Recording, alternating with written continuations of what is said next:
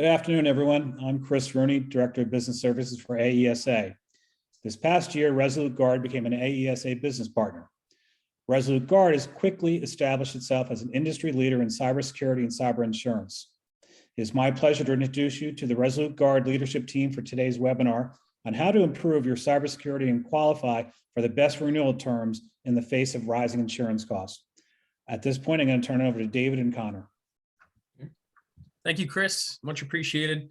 Thank you, everybody, for jumping on and letting us speak today and show you a couple of things. We really appreciate the opportunity.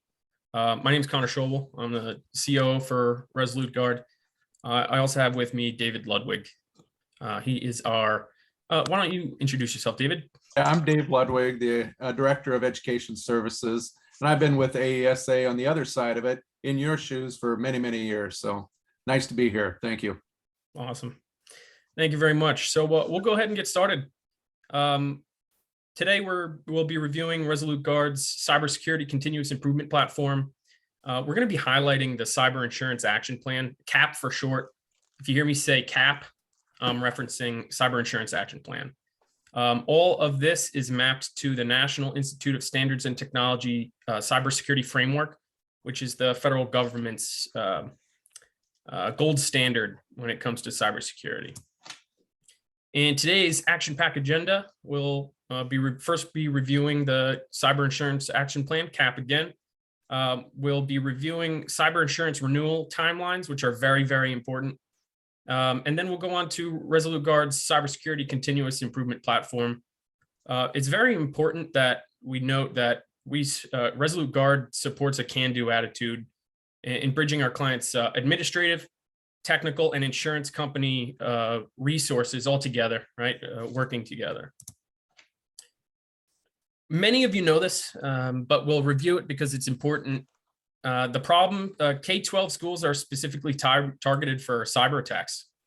Microsoft estimates that an alarming 63% of all cyber attacks are aimed at K-12 school communities. Next highest being private business at 9%. So it's a significant risk for K-12 public schools. 1,681 schools targeted in 2020, and that's increased in 2021 into 2022. And when those numbers come out, they'll be alarming as well. Ransom payments are as high as 2,700,000 and more. Disruption and downtime of service, that's 30 plus days on average. And we know the downtime costs can be over 10 times the ransomware payments and costs. And then 70% of ransomware cases contains threats to publicized data. Now, we were working with a school district in Washington State, and they got hit with a ransomware attack. They paid it off. They got their information back.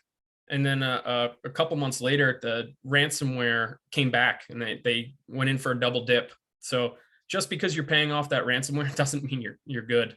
Oftentimes they know that you're somebody that'll pay and they'll come back.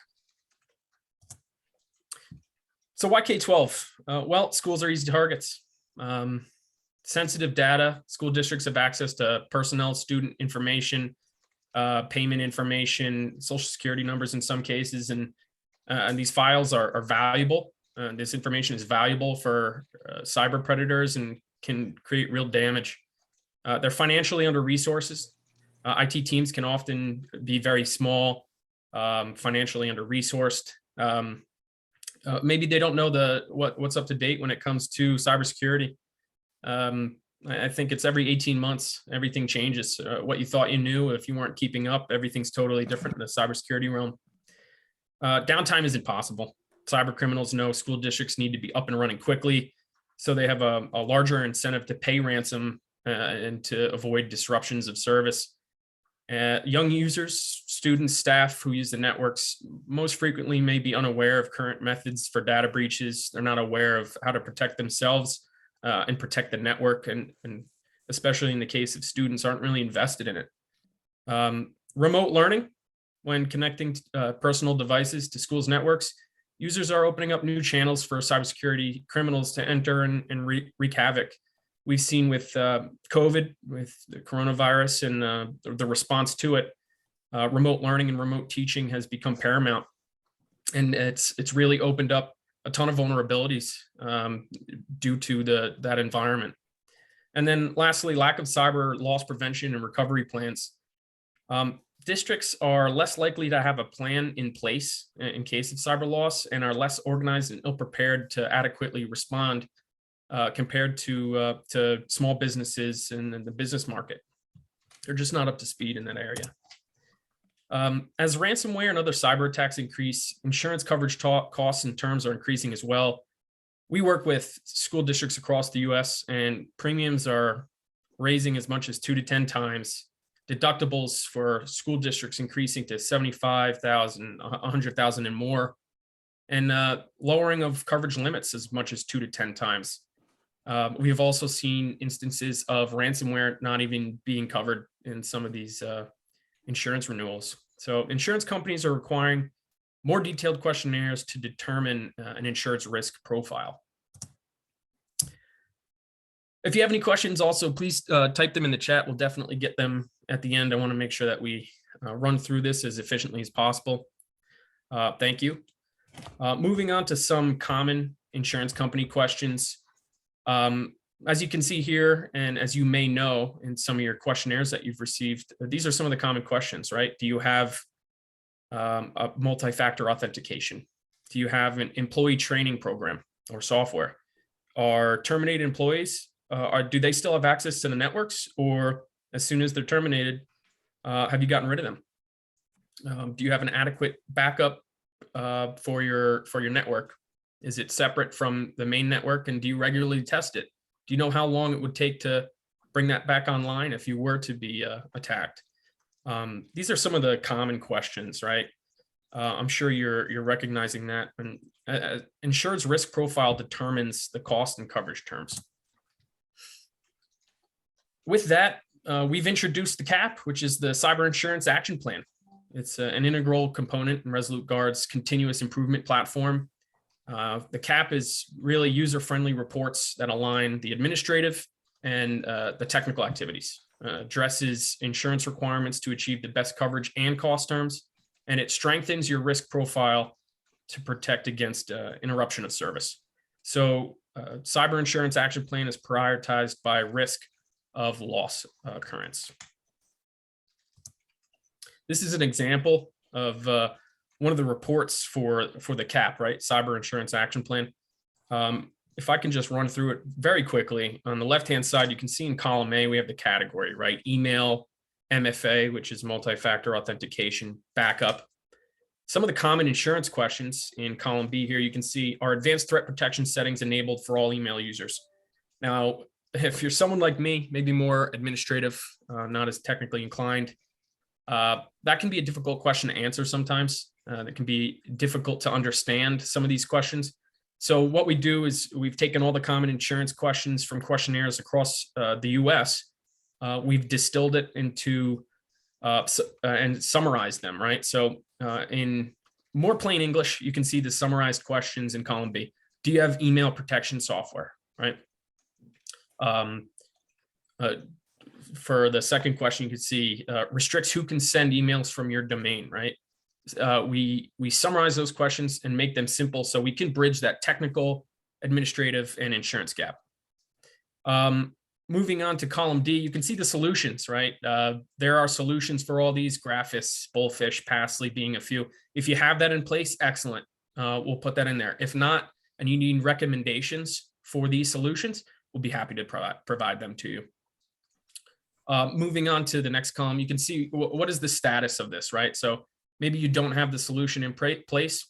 We'll fill in on this working document. Oh, the status is we've got a demo next Tuesday for a solution, or we're evaluating solution 1 and solution 2, right? So we can keep ourselves up to date on where we are in the Cyber Insurance Action Plan. We've got next steps, who's assigned to it, right? So are you assigning your director of IT or technical staff? Maybe this particular piece, say employee training programs, rolls to HR, right? So maybe HR is on top of employee training and the software or the program you need to implement. Then we've got the policy associated, right? So we make sure that it's important not only to get the solutions in place, but that the policies are backing that up. Do you have an email protection policy, right? What does that mean? Do you have your policies and procedures in place so that everybody knows what the standard is and that we're encompassing not just the solutions, but the actions behind them for your staff and your employees? Let me move this real quick. So we've also got the status of the policy, right? Working on it, who's assigned, next steps. So everything is really truncated nicely in a few user-friendly admin and technical and insurance bridge reports like this. Moving on. So policies are very important. I just talked a little bit about that, but mandated best practices and required policy templates are often lacking in the K-12 environment. For example, you can see a policy template here, a multi-factor authentication policy. The purpose, the policy, the terms and definitions. We'll help put the policies and procedures in place so that so best practices are met. And they're very important, really. Moving on. Here's an example of our user-friendly administrative and technical reports. These are mapped to the insurance questionnaires, right? And all mapped back to NIST, which is the gold standard when it comes to cybersecurity framework. As you can see, it's actually pretty simple. We've got a score allocated on the left-hand side. We have what the vulnerability is, right? It's a user password never set to expire. We have the current score, which is 30 points per instance, 4 instances, right? The N equals 120 total points. As you can see, the issue is quite straightforward, simple. It's passwords are not set to expire. So we need to take care of that. The recommendation is to investigate all accounts with passwords not set to expire and to configure them to expire regularly, right? So it's user-friendly reports for admin or technical. It shows the issue, it shows the recommendation. And then on the left-hand side, it shows the priority scale, right? Let's take care of issue 1, move on to the next. Now, the next report we have here are remedial actions prioritized by insurance requirements. That aligns admin and technical. Again, these are a little more in depth.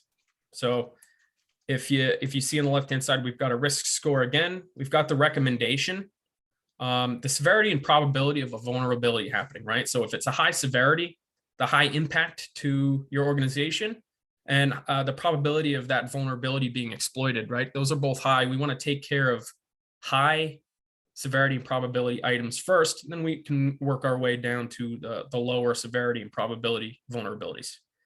Say that 3 times fast. You can see right here, we actually dive into the specifics for maybe a technical team.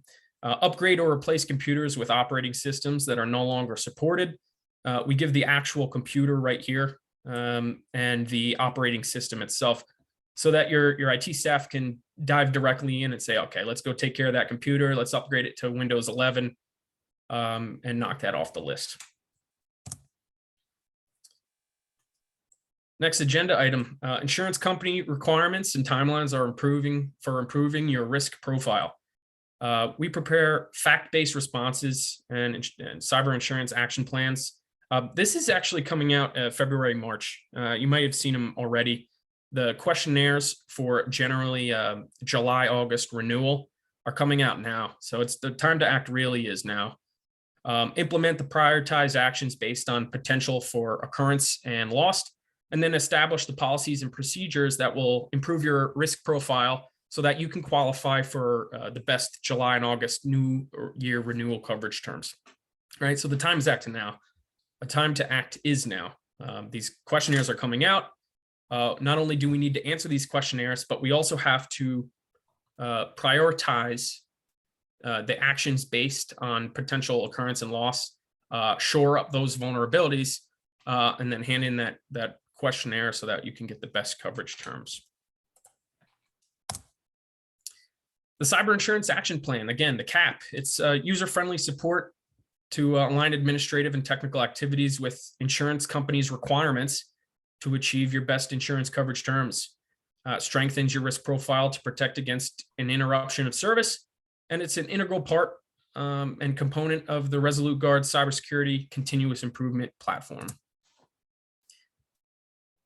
Moving on away from the CAP and more into ResoluteGuard's cybersecurity continuous improvement platform. Like I said earlier, all the controls within the platform are mapped to the National Institute of Standards and Technology cybersecurity framework. For short, if you hear me say it, it's NIST CSF. Over 1,500 controls are continuously updated to newly identified risks. Like I said earlier, the NIST is the gold standard of frameworks.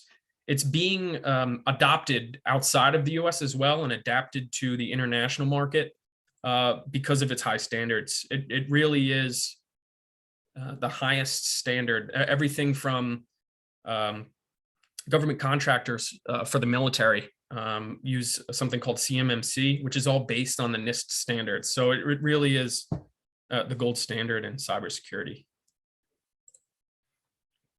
The NIST framework for continuous improvement, remote work and remote learning continue to open up new vulnerabilities for cyber attack. Cyber predators are constantly improving their cyber attack strategies. It's important to stay aligned with evolving NIST cybersecurity framework standards. And as you can see on the right-hand side, these are the 5 main tenets of the cybersecurity framework. We start with identifying the problem, protecting the network, detecting vulnerabilities, responding to potential threats, and then also recovering if something were to happen. And you'll see this being quite consistent for the NIST framework and really what you need to do to protect yourselves. So ResoluteGuard's cybersecurity continuous improvement platform is comprehensive. It's internal and external risk profile assessments, provides for user-friendly reports that align the administrative and technical again. They're easy to use policies and procedure templates that we provide to support best practices, and then remedial action and treatment plans prioritized by occurrence loss. Every 90 days, we run new assessments, and so quarterly updates to changes in your environment, evolving NIST CSF standards, they're all involved, all put together in there.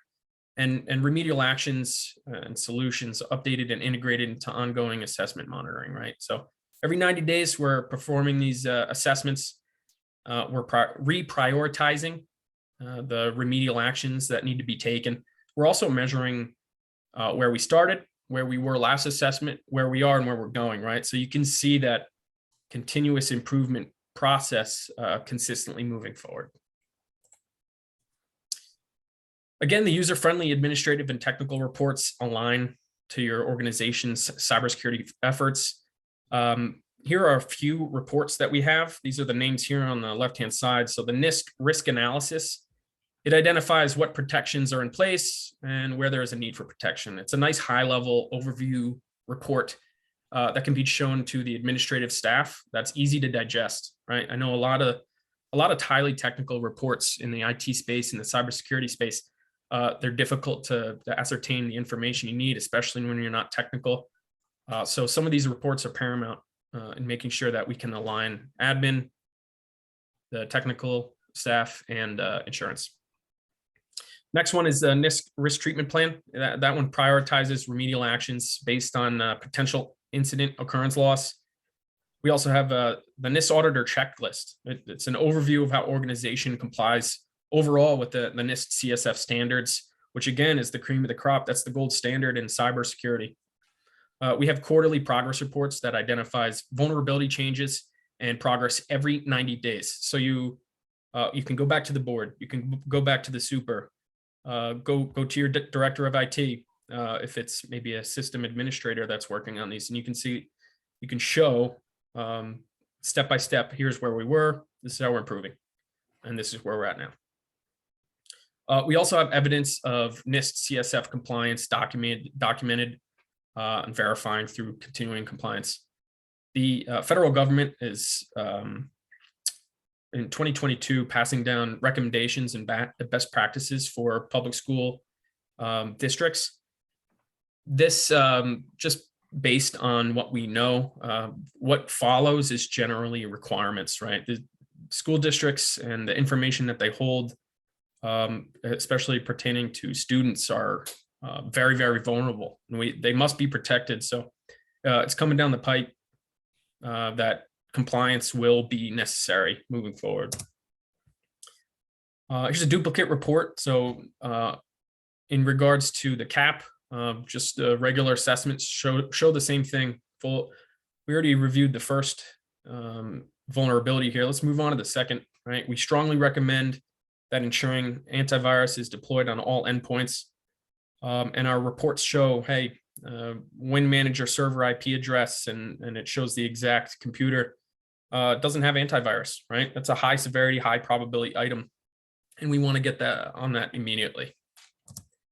Again, same thing. If we go on to the second vulnerability here, the issue is that computers found using an operating system that's no longer supported.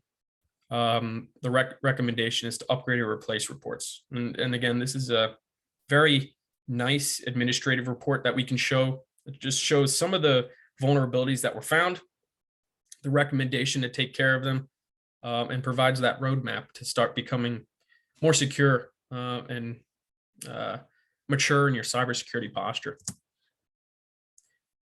Again, policies and procedures are an important part of any assessment, and all of these are mapped to the NIST standards. We'll help provide some of these templates, like a password protection policy, security response plan, email policy. How about a clean desk policy? I bet everybody here knows someone that has their username and password on a Post-it note on their desk, which is a big no-no, right? We want to make sure that we're protecting ourselves in every way possible, even if it's little easy things like that. So we'll help put together the and provide the templates for policies and procedures, and make sure that we're secure not only in the assessment and technical side, but best practices and the people side of it. Again, another example of multi-factor authentication policy. You'll see that we repeat a few things in this slide deck because it's important. Everybody here should have multi-factor authentication, especially coming from, from the cybersecurity side. I can tell you we run into school districts that do not have this. Very, very important. So we have to implement solutions like MFA, and then on the back end, put the policies so that we're constantly following best practices. Quarterly updated change in progress reports. They're produced by updated assessments mapped again to the NIST. Progress and change reports identify the progress and changes to issues between assessments and newly discovered vulnerabilities. We reprioritize remedial actions by loss potential of existing and newly discovered vulnerabilities. So every 90 days, we're running another assessment, and we're seeing what's changed, how we've gotten better, and what we're doing. Here's an example of a progress and change report. Quick example. So you can see the computer on the left-hand side. The previous grade was a C. Now we've got a B on that particular computer. And the reason why is missing critical patches, right? So we've patched that computer up. We're constantly improving that score. The goal, and you guys might appreciate this, is to stay away from the Fs and move towards getting everybody in the A category. Every device in the A category. Let's continuously improve. Our ESA marketing program is a comprehensive and ongoing marketing program that maximizes member engagement. We have introduction webinars, introduction emails to introduce the partnership, program overview brochure, a number of ways to get the word out there to your member districts.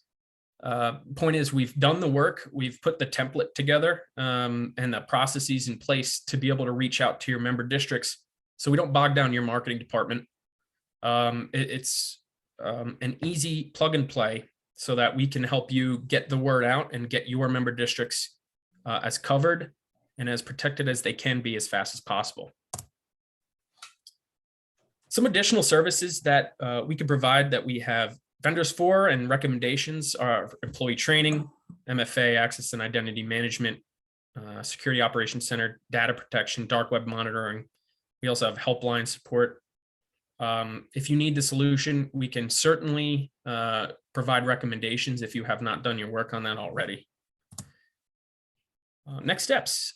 schedule a personalized introduction with your technology team. You can partner with Resolute Guard to support your member districts. You can contact Dave Ludwig today. We have his email and his phone number there. Let's get started. Let's protect you and your member districts. Let's get the best insurance renewal terms that we can and stay secure. Dave, anything to add? No, other than the fact that, again, this is continuous. It's not a one and done process. It's part of your daily operational procedures that you do is make it continuous, simply because of the cyber criminals are ever evolving. And along with that, the NIST standards are evolving as well to react to that. So we want to make sure we're aligning with NIST to protect you and to get you in the best position for coverage and continue supporting and strengthening your risk profile. So again, this whole process is based upon continuous improvement that does align with the continuous improvement model that support teaching and learning. So anyway, we'd be happy to work with you. Excited about this opportunity and appreciate being here. Absolutely. And are there any other questions? Any questions from anybody? Connor, Dave, suppose someone in an agency or a district had already received their questionnaire for the year, and now they think that maybe they want to rethink this or run this by you. What would be the steps that they would take to get in touch with you, and how to go about doing this? Yeah, you can get in touch with David Ludwig here through the information here, and email us. The best way to do it would be to simply give us your questionnaire. It most likely, we've already covered every piece and every question on the CAP, the Cyber Insurance Action Plan, but we'll start running through what you have currently in place to address every question in the questionnaire. We'll put together the remedial action plan to address the questions that you may not have a solution to, and we'll work to get you up and running and going on everything, hopefully before that renewal kicks in, and to get you the best price. So really the time to act is now with the insurance renewal time constraints. That would be our recommendation. Send over that questionnaire. Let's get started on it. Let's get you answering those questions and providing remedial actions so you can get the best insurance renewal terms possible. Right. And then even if you have completed the questionnaire already and submitted it, we have one customer that's working with us for the following year as well. We're looking at that questionnaire that person completed, we're aligning it, and then we're starting to work with him through that continuous improvement model, the action plan, to strengthen his risk profile for the following year. Yeah. It's an ongoing process, continuous. Yeah, that particular person's cyber insurance costs, I think they increased to over 550% since the year before. So they're not looking for another increase of 550% for next year. They're getting going now. Right. Any other questions?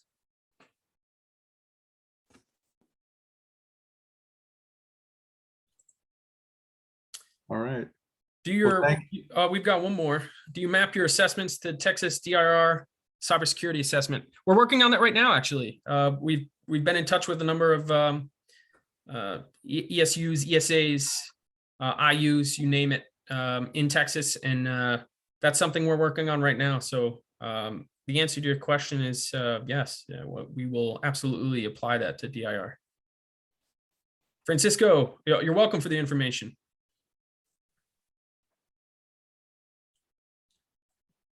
Okay. Well, Chris and Ann, thank you for the opportunity, and it's nice meeting everybody here. I do see a couple familiar faces, so nice seeing everyone again. Thank you. Connor, David, thank you very much. Thank you, Chris. Thank you, everybody. Appreciate the opportunity. Have a great day.